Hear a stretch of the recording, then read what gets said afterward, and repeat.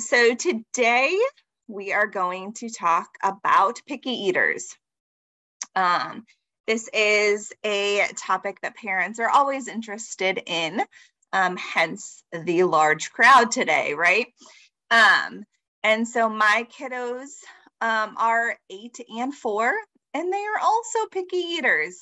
So I'm coming to you with that expertise as well. So my name is Lauren.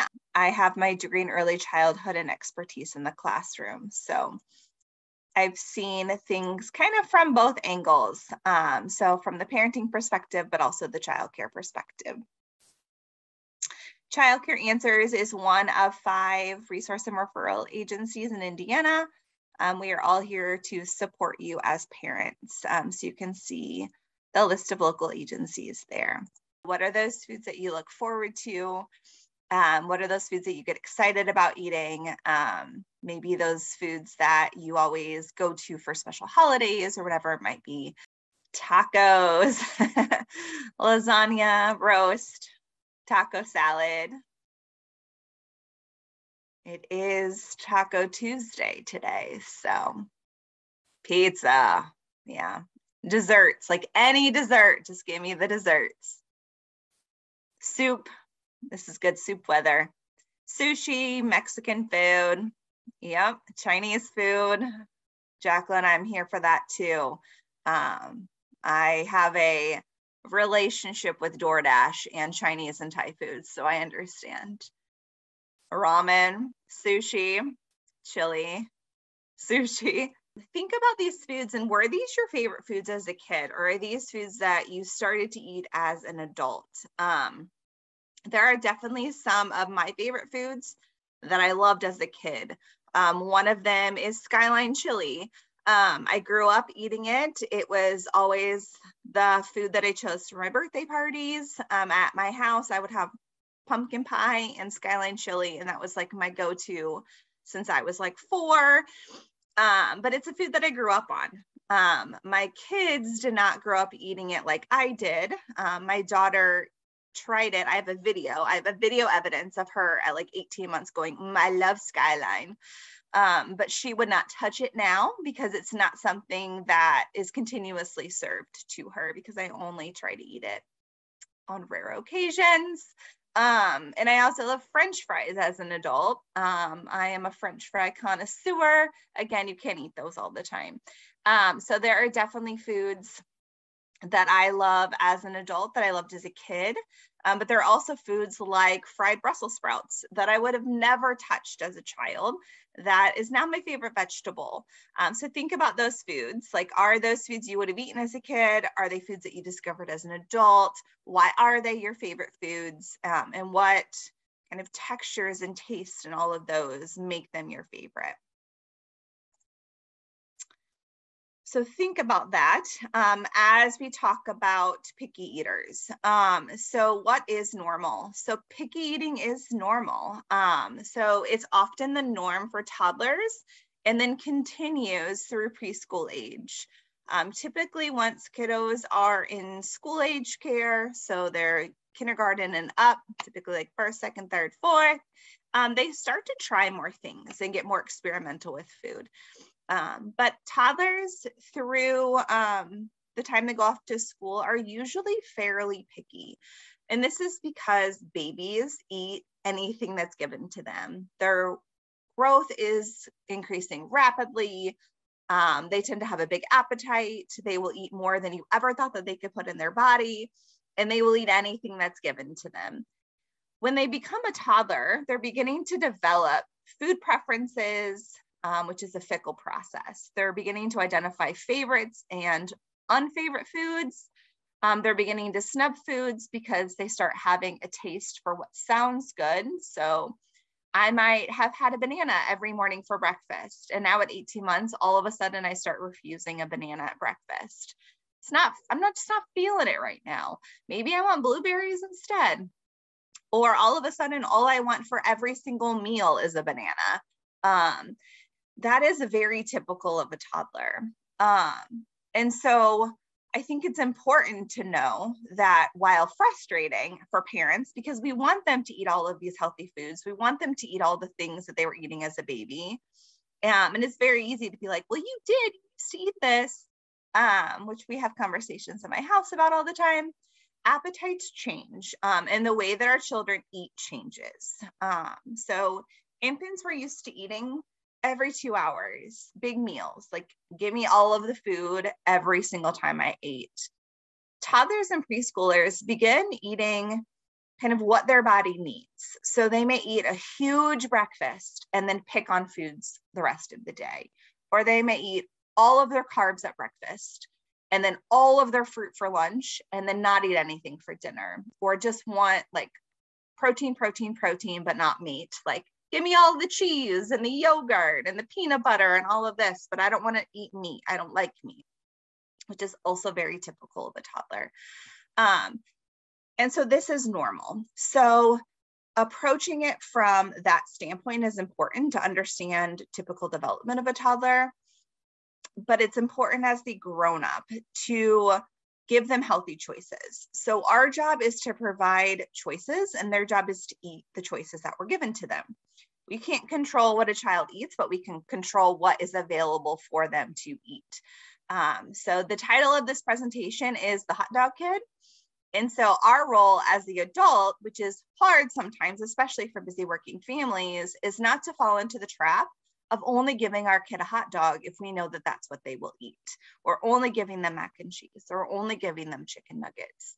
It's continuing to offer healthy choices and a variety of foods, but while at the same time giving them foods you know they're going to eat. So I'm going to share some strategies on supporting their eating behaviors and trying to encourage picky eaters to eat more than just a hot dog or mac and cheese. So as we're thinking about that, now I want you to think about your favorite foods as a child. Are they the same foods that you like now, or are they different? Peanut butter sandwich, no jelly, very specific. Yeah. You better not put jelly on my sandwich. You need to cut off the crust. I just had chicken and dumplings for lunch, Chris. So delicious. Pizza. Yes, I don't know many kids that don't love pizza. Toppings, they have preferences over. Luckily, my kids like put their nose up to cheese pizza. They're like, oh, they just had cheese pizza. No pepperoni or sausage, but they still won't eat it with vegetables. Cottage cheese with tomatoes and salt. It's one of those things that you ate from the very beginning. Chicken nuggets, mozzarella cheese sticks. Yeah. I love tomatoes, but I hated ketchup. My daughter hates chocolate things. So like chocolate ice cream, chocolate cake, chocolate cookies, and is like, oh, but she loves M&Ms and chocolate milk. So go figure. Who knows? Spaghetti, mashed potatoes, corn, hamburgers. Yep. Graham crackers and yogurt. Yeah, that is like a childcare snack right there. So I don't see anyone saying sushi on this list, but a lot of you said sushi was your favorite food as an adult. Our food preferences change and our taste buds evolve and change, and we get more adventurous in the foods that we eat. So just because your kid isn't eating anything now doesn't mean that they won't as they get older, which I think is important. I get to tell my 3-year-old when he's older that his dad got him into orange juice and mixed it into his milk. That's called a food bridge. And we'll talk about that. Yeah, I'm sure he'll be really excited to hear that story. Awesome. Thank you for sharing those. So the first trick on supporting picky eaters is to eat together as a family. So the best thing we can do as adults is model healthy eating and eating a variety of foods. And I will admit that this has been challenging for my family over the past 2 years with COVID. I got very lazy. I decided that I didn't want to cook anymore. And we started eating out a lot, ordering out a lot. And making my kids whatever I knew that they would eat. which did not help their picky eating. So now I've kind of made it a point to be healthier and to eat at the table and not on the couch watching TV. And we don't do it every night, but eating together as a family and trying foods has been really important to me. So I have been cooking. And so my daughter will come into the kitchen and she'll see the food prepped on the counter. She has no idea what it is, no idea what we're making, no idea if it's for her or not. And she'll immediately start going, oh, is that for me? Oh, I'm not going to eat that. That's what we're having. And starts crying and throwing a fit. I'm like, relax, leave the kitchen. And so what is important is that then we eat at the table. So she sees me eating the food. She sees her brother trying the food. She sees her dad eating the foods, and she's more inclined to try them because of that. So when we use mealtime together, we are modeling what healthy eating looks like for children. And we're giving them the opportunities to try things because they're seeing models try them. This doesn't have to happen every single day, but it is definitely an important component of supporting healthy picky eaters. And it's giving everybody the same foods. And so I'll give you some other strategies in a little bit about mixing foods up. So the same foods on their plate don't have to be prepared the same way. Like a sweet potato. Like I might put a sweet potato on my plate with a little bit of butter, and I might put a sweet potato on their plate with the butter and brown sugar and cinnamon to encourage them to eat it. I might cook my green beans and give them to them raw, or vice versa. I don't like cooked green beans except roasted, fresh out of the garden. So I'm gonna have mine crunchy and raw, and I might give them theirs cooked with butter and seasoning or raw to dip in ranch, whatever kind of will encourage them to eat it. So it doesn't have to be prepared the same, but it's giving the same foods so that they are trying new things. And with that comes avoiding food fights. So if your child is refusing a meal or a certain food, don't fuss over it. It's really easy to enter a battle around food and a battle of wills. And so there are some things that we just can't control as grown-ups or as parents, and that's eating, sleeping, and their bowel movements. I can't make you sleep by telling you to go to sleep. I can't make you eat by telling you to eat. Can't make you pee by telling you to pee. Taking the pressure off of it is usually the trick. So don't fuss over it. We want our kids to listen to their bodies and understand hunger cues and fullness cues. I wish that I could regulate my eating like my kids regulate. They'll take a couple of bites of dessert and then be like, I'm full, I'm done. And I'm like, I don't care how full I am, I'm eating all of this cake. So I wish I had the skills, and those are things that I want them to continue to develop. Also recognizing that they may have had a big breakfast and they don't want to have a big lunch, or they're not interested in eating because something else is going on. So it's just trying as hard as you can to not fight the fight around food. We want eating and mealtime to be a positive experience and not a negative experience, because those negative associations with food will carry over with them for the rest of their life. I have vivid memories of being forced at the table to eat my whole salmon patty as I'm gagging and spitting it into a napkin and trying to go to the bathroom so that I can spit it into the toilet. And that did not create a healthy relationship with food at that time.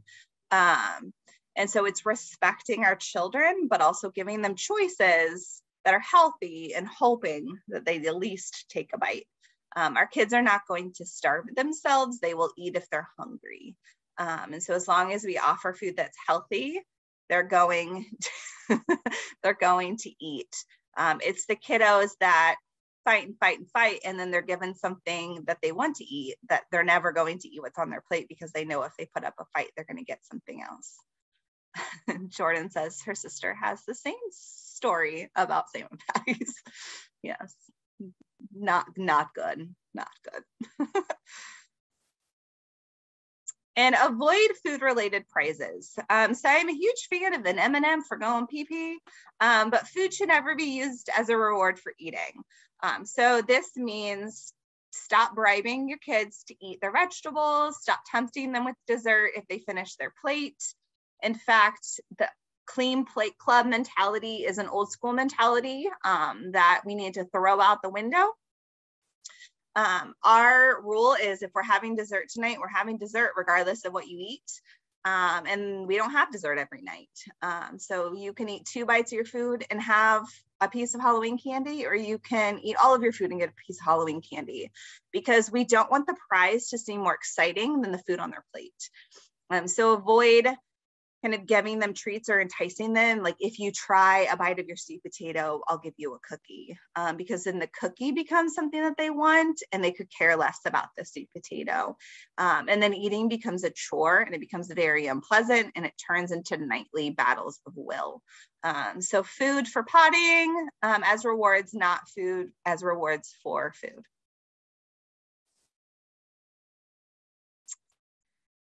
Continue offering a variety of foods, even if your kiddo refuses them every single time. Still put them on their plate. Still encourage them to eat them or try them or smell them or lick them.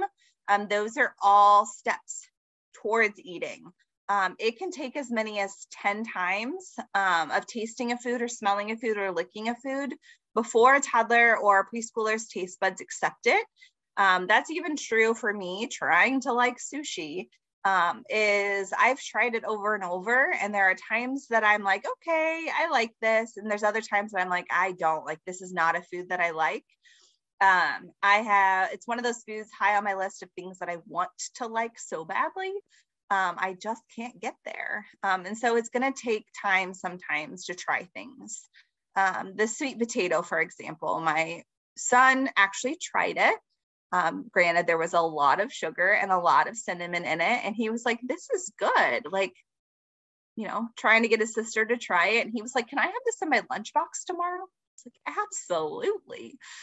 His sister does a lot of self-talk. And so she was like, we can do this. We can try it. We can eat it. And then she was like, I don't think I can do this. And she was smelling it and licking it. And finally, she did actually take a bite. And she said, I like it, but I don't want any more of that. Okay, that's fine. Like, you can't tell me you don't like something unless you try it, but that's fine. Maybe next time you'll want more. So I'm hoping that next time it's offered, she'll maybe eat 2 bites, and then the next time it's 3 bites. And then maybe one day she'll be asking for it in her lunchbox too. And mix it up. Like with the sweet potato, this seems to be this reoccurring theme, add spices and herbs and seasoning, change the texture of foods, do it raw or steamed or roasted, make it exciting. Things are always better with seasoning. So try different flavor components and different textures to see if changing it up that way will get your kids to like it or try it. Make it look appealing. You know, roasting vegetables is tastier than steamed vegetables because they're caramelized. And then you add some herbs or some spices on top of that and they get even better. So find what your kiddos like, what flavor components they like, and introduce those into the foods that they may or may not like. And make food fun. So I am not telling you to go on Pinterest and be a Pinterest parent and make all of these fancy meals, because that is not me. And I would never tell you to be that parent. It is the parent I thought I was going to be before I became a parent. We all know that those are different kinds of parents than the actual parent we become. But this is something very easy to do. And this is something your kiddos can do with you, is taking some fruit and making it into a palm tree and a beach or the ocean. These are things that you can present to them, or they can create them, kind of play with food, arrange food in an eye-catching way. A sandwich tastes better when it's cut into the shape of a dinosaur than when it's just in triangles. It's just facts. So make it look irresistible. Arrange it in a way that says, eat me. And that may help your child explore foods and foods that they may not have eaten before. So maybe they'll eat a grilled cheese, but then you put ham on the grilled cheese and you cut it into a fancy shape, and maybe that gets them to try it. And involve kids in the meal planning process. So one of the things we do in our house is I go grocery shopping every Sunday. Typically my daughter comes with me because she likes to be with the people. And so I ask the kids while I'm making the list, what are some things that you would like for dinners this week? I get their input. That doesn't mean that I make every single thing that they tell me. If they're like, I want cake and ice cream, I'm like, no, but they usually don't tell me that. They usually tell me real foods. Like, I want to do make your own pizza night. Okay, we can totally do that. And so I might do turkey pepperoni instead of regular pepperoni, or I might try to introduce green peppers into that. But involve them in the meal planning process, because when they're involved, they're more likely to eat what is on the table because they had a say in it. They feel connected to it, which is the same as preparing food together. So whether it's gardening together or cooking together, when the kiddo is involved in that process, when they've picked the tomato from the garden or when they've made the food together, they are more likely to try it. So my kids will eat tomatoes fresh out of the garden, but they will not eat a tomato if I buy it at the store. And in fact, they'll go and pick a piece of basil off and just chew it while they're playing. So I know that my kids are going to eat more vegetables in the summer than they will in the winter. And I'm okay with that, knowing that it all balances out over time. But when they have ownership over the planting process and the growing process and the harvesting process and the preparing process, they're invested in it, and they're more likely to try the foods that they are invested in, just like those foods that they picked out at the grocery store. And then use food bridges. So this was kind of mentioned earlier, but nutritionists call this kind of scenario that I'm going to explain a food bridge. So it's basically taking a food that you know that they like. So thinking about that food. So say it is strawberry yogurt, and then using that as a bridge to introduce a new food. So that new food could be strawberry banana yogurt that I'm going to introduce. I'm going to introduce a different flavor or different texture, or change one component about it and use that as a vessel to get them to like something new. We do this with formula and transitioning to whole milk all the time with infants, and we don't even think about it as a bridge. So I'm going to add a little bit of whole milk to your formula or to the breast milk as this introduction, and then slowly take the formula out and just give you whole milk instead of going cold turkey for kiddos who refuse to drink the whole milk. So you think about the foods that your kiddo loves, identify the flavor and the texture and the taste and the shape, and then make an adjustment to one area. So that is going from strawberry yogurt to strawberry banana yogurt, or vanilla yogurt to strawberry yogurt, whatever it might be. And then continue to make adjustments. So presentation matters. So try to make it look appetizing and as similar to the regular food as possible. And then continue to add as your child eats it and becomes familiar with it. So I would start with strawberry yogurt. I'm going to introduce strawberry banana. My kiddo's eating it and you're like, yay, you don't even know, but you're doing it. And then maybe my next thing is adding fresh blueberries to it. We're eating it, we're doing well. I'm going to then introduce granola into it as a great protein and carb. So I'm going to continue to build as I'm introducing new foods. And then you can kind of pull things back. So with the sweet potato, I knew that they loved pumpkin pie. So I presented it in a way that was as similar to pumpkin pie as possible. And then over time, I will scale back the amount of sugar and cinnamon and butter that's on it so that they're tasting more and more of the sweet potato and they're enjoying that flavor more than the sugar flavor.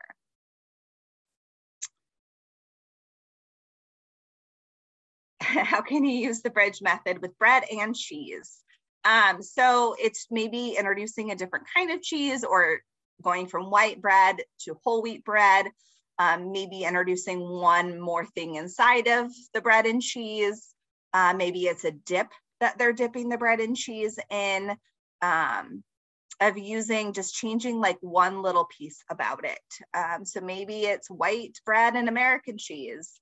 And I'm going to do white bread and cheddar cheese instead, or I'm going to do American cheese and whole wheat bread instead, and just continue to kind of build. They're going to know over time that you're trying new things with them and that they're trying new things, and you can kind of praise them in that process, which will hopefully then encourage them to try more because they feel pride in themselves for trying something new. It's a good question. Also, there are a lot of things that you can Google, like food bridges for bread and cheese. And the internet will have a list of things to try too. Some of those are dips. My daughter's, one of her very first words was dip, dip. And so she would point at her tray as a baby and go, dip, dip, dip, dip.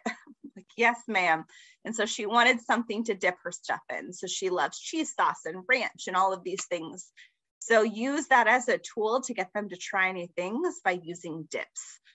Dips are always better. And at the end of the day, they're eating a carrot, regardless of what they dip in. I don't care what you dip that thing in. If you want to dip it in your milk, go for it. If you want to dip your grapes in your peanut butter, go for it. Like, you live your life. If that sounds good to you, go for it. Dip all the way.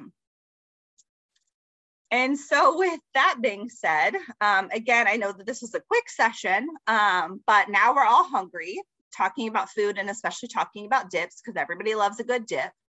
So what is your favorite dip?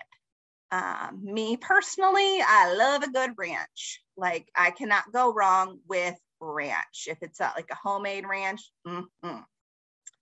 I also love guac and pico de gallo, but I did not eat those as a kid. Guac, pico, hummus, I would not have touched as a child. And I literally started as a grown-up of dipping a teeny tiny bit in, so there was hardly any in it. And now I'm like, how much guac can I get on my chip and put it in my mouth? Spinach artichoke dip, yes. Also something I would not have eaten as a kid. Yes, guac, spinach dip, salsa, any kind of cheese. Give me all of the cheese sauce, all the cheese dips. Yes, my daughter chooses going out to dinner based on who has cheese sauce. So I totally understand. She loves Portillo's, I think, just because of the cheese sauce. Yeah. Awesome. Thank you for sharing all of those. Now I'm very hungry and I'm going to have to go get a snack. So that is kind of it for our session today. If you don't already follow us on social media. And if you want to send me any good dip recipes, you can send it to Lauren G at childcareanswers.org. So take care.